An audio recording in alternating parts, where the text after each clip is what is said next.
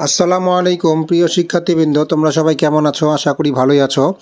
As teaching হোমের পক্ষ হতে সবাইকে স্বাগতম। আজকে আমরা নবম দশম এবং এসএসসি শিক্ষার্থীদের জন্য জীবন সঙ্গীত কবিতা হেমচন্দ্র বন্দ্যোপাধ্যায় রচিত জীবন সঙ্গীত কবিতা নিয়ে উপস্থিত হয়েছি। তো প্রথমে আমরা হেমচন্দ্র বন্দ্যোপাধ্যায় সম্পর্কে কিছু আলোচনা করব। তো প্রথমে জন্ম এবং পরিচয় তার। তিনি 1838 সালের 17 এপ্রিল হুগলি জেলার গুলিটা রাজবল্লভ হাট গ্রামে জন্মগ্রহণ করেন। তার পিতার নাম কৈলাসচন্দ্র বন্দ্যোপাধ্যায়। শিক্ষাজীবন: কলকাতার খিদিরপুর বাংলা স্কুলে পড়াকালীন সময়ে অর্থ সংকটে পড়ে তার পড়াশোনা বন্ধ হয়ে যায়। অতঃপর কলকাতা সংস্কৃত কলেজের অধ্যক্ষ প্রসন্ন কুমার সর্বাধিকারীর কাছে ইংরেজি শেখেন এবং হিন্দু কলেজে সিনিয়র স্কুল পরীক্ষায় উত্তীর্ণ হন। পরে তিনি 1859 সালে কলকাতা বিশ্ববিদ্যালয় থেকে স্নাতক ডিগ্রি লাভ করেন। তার কর্মজীবন ছিল তিনি সরকারি চাকরি, স্কুল শিক্ষকতা এবং আইন ব্যবসায় নিয়োজিত ছিলেন। সাহিত্যকর্ম করেছেন। মাইকেল মধুসূদন দত্তের পরে কাব্য রচনায় তিনিই ছিলেন সবচেয়ে খ্যাতিমান। মহাকাব্য ওনার বৃত্তসংহার, কাব্যগ্রন্থ ওনার চিন্তাতরঙ্গিনী, বীরবাহু, আশাকানন, ছায়াময়ী ইত্যাদি। ওনার মৃত্যুবরণ তিনি 1903 সালের 24 মে মৃত্যুবরণ করেন। খণ্ডকবিতা: ওনার খণ্ডকবিতা হচ্ছে জীবন সঙ্গীত, ভারত সঙ্গীত, ভারত বিলাপ ইত্যাদি।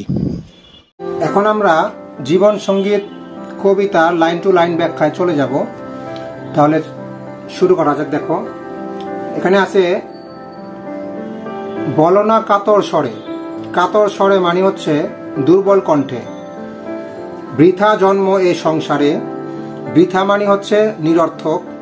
এ জীবন নিশার স্বপন। নিশা মানি রাত্রে। তো এখানে কবি বুঝাইতে চেয়েছেন, কবির মতে মানব জন্ম বৃথা নয়। কাজেই মানব জীবনকে নিছক রাতের স্বপ্ন ভেবে পৃথিবীকে শুধু স্বপ্ন ও মায়ার জগৎ বলা যায় না। তারপরে আছে দ্বারা পুত্র পরিবার। দ্বারা অর্থ হচ্ছে স্ত্রী, মানে স্ত্রী পুত্র পরিবার। তুমি কার কে তোমার বলে জীব করোনা ক্রন্দন। জীব অর্থ হচ্ছে প্রাণী এবং ক্রন্দন অর্থ হচ্ছে কান্না।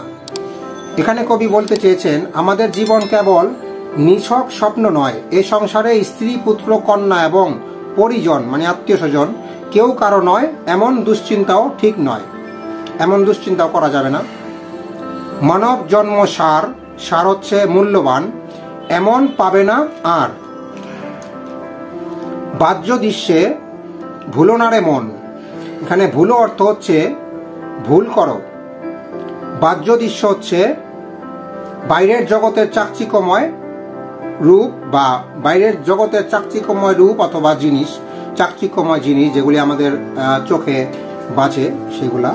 তো এখানে মানব জনম সার, এমন পাবে না আর। বাহ্য দৃশ্যে ভুলো না রে মন। এখানে কবি বললেন, কবি মনে করেন মানব জনম অত্যন্ত মূল্যবান। বাইরের জগতের চাকচিক্যময় রূপে ভুলে মিথ্যা সুখের কল্পনা করে দুঃখ বাড়িয়ে লাভ নেই। মানে অনেক কিছু আমরা চিন্তা করলাম, অনেক কিছু স্বপ্ন দেখলাম, আসলে কিছুই হবে না, যেগুলি হবে না সেগুলি নিয়ে চিন্তা ভাবনা করা বা স্বপ্ন দেখা ঠিক না। দুঃখ বাড়িয়ে লাভ নেই। আমাদের জীবনের উদ্দেশ্য তা নয়। তারপর এখানে কবি বলেছেন কর যত্ন হবে জয়। জীবাত্মা অনিত্য নয়, ওহে জীব কর আকিঞ্জন। এখানে জয় অর্থ হচ্ছে সাফল্য আর জীবাত্মা অর্থ হচ্ছে মানুষের আত্মা। অনিত্য অর্থ অস্থায়ী। জীব অর্থ মানবগণ। আকিঞ্জন মানে চেষ্টা। তো এখানে কবি বললেন জগতের চাকচিক্যে ডুবে থাকলে চলবে না, আবার মৃত্যুকে অনিবার্য জেনে জীবন বিমুখ হলেও চলবে না। মৃত্যু যে অনিবার্য এমন চিন্তা করে আমরা যদি কাজের থেকে সরে গেলাম, তেমন চিন্তা করলেও চলবে না। জীবনের প্রতি যত্নবান হতে হবে, কারণ মানব জন্ম অত্যন্ত মূল্যবান। তারপর এখানে কবি বললেন করোনা সুখের আশ। আশ মানি আশা। করোনা দুঃখের ফাঁস। ফাঁস মানি ফাঁসি। জীবনের উদ্দেশ্য তা নয়। তাহলে এখানে কবি বললেন ক্ষণস্থায়ী সংসারে মিথ্যা সুখের কল্পনা করে দুঃখ বাড়িয়ে লাভ নেই। আমাদের জীবনের উদ্দেশ্য তা নয়। তারপর এখানে আছে সংসারে সংসারী সাজ, করো নিত্য নিজ কাজ, ভবের উন্নতি যাতে হয়।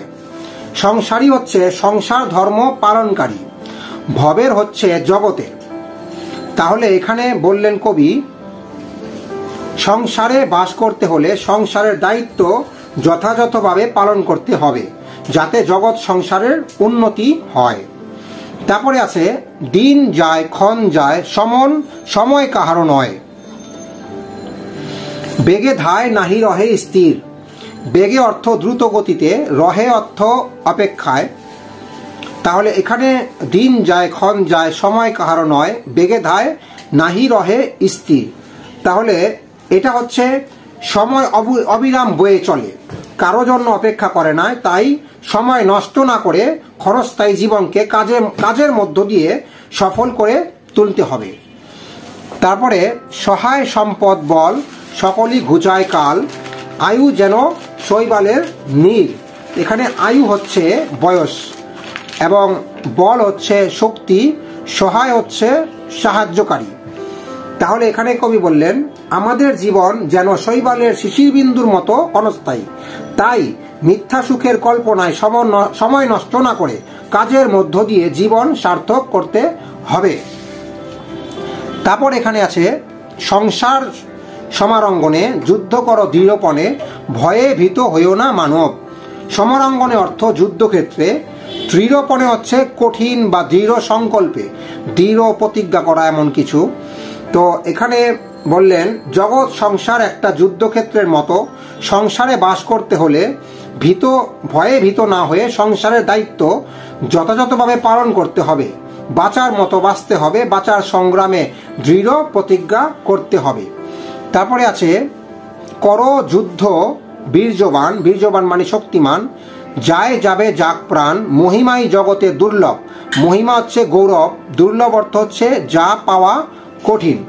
তাহলে এখানে বললেন জগতে ক্ষুদ্রকায় হীন দুর্বল হয়ে বেঁচে থাকার চেয়ে মহিমান্বিত হওয়া উচিত। যদি এর জন্য প্রাণ যায় তাতেও ক্ষতি নেই, তাতে জীবনের প্রকৃত মূল্যেও মর্যাদা লাভ হয়, কারণ মহিমাই জগতে সবচেয়ে মূল্যবান।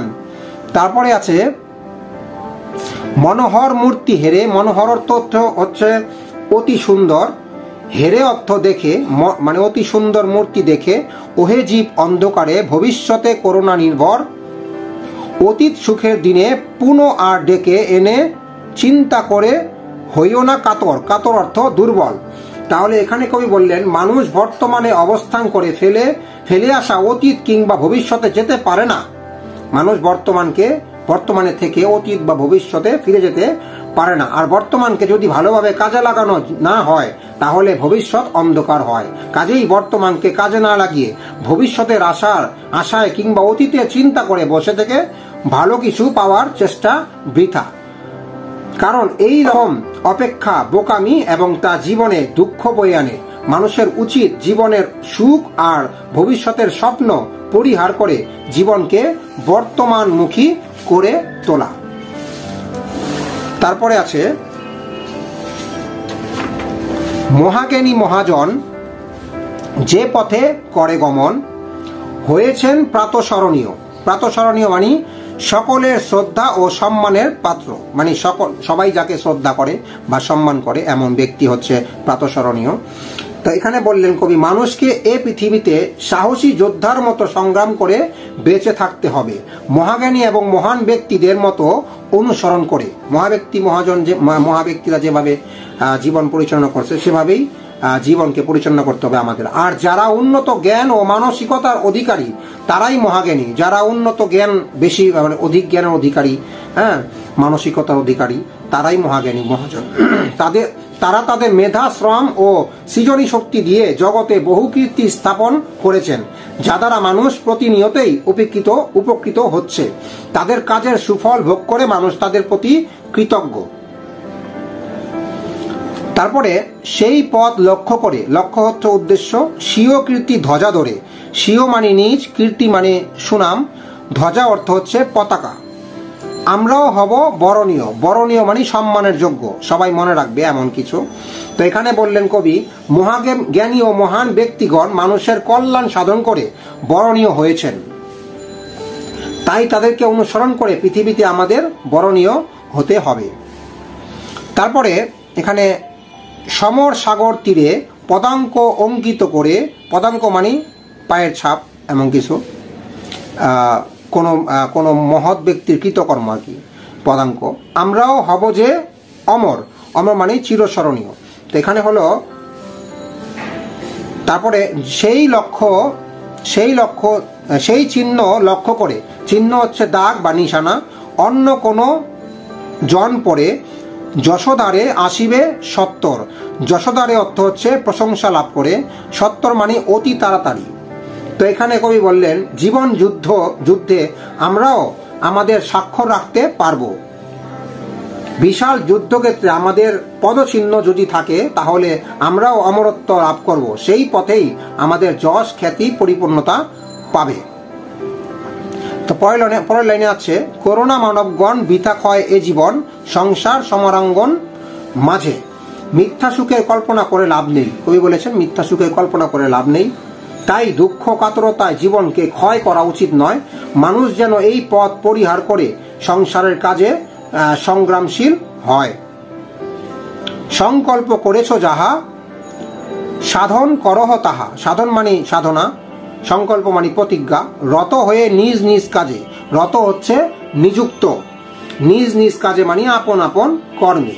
তো এখানে সর্বশেষে কবি বললেন, মানুষ যা সংকল্প করে তা যেন যথাযথভাবে সম্পন্ন করে, নিজের কাজের প্রতি যেন যত্নবান হয়, আর এগুলোর মধ্যে দিয়েই মানব জন্ম সার্থকতা লাভ করে। জীবনের সার্থকতাই সবার কাম্য হওয়া উচিত, কারণ জীবন একটাই এবং তা একবারই পাওয়া যায়। তো এই ছিল আমাদের আজকে জীবন সঙ্গীত কবিতার লাইন টু লাইন ব্যাখ্যা। তো আজকে এই পর্যন্তই। পরবর্তী ভিডিওতে আমরা নতুন কোনো কবিতা নিয়ে, নতুন কোনো বিষয় নিয়ে তোমাদের সামনে উপস্থিত হব। সেই আমাদের ভিডিওটি যদি তোমাদের ভালো লাগে, আমাদের চ্যানেলটি সাবস্ক্রাইব করে আমাদের পাশে থাকার অনুরোধ জানাচ্ছি। তো পরবর্তী ভিডিও দেখার জন্য আমন্ত্রণ রইল। সেই পর্যন্ত ভালো থাকো, সুস্থ থাকো, ধন্যবাদ।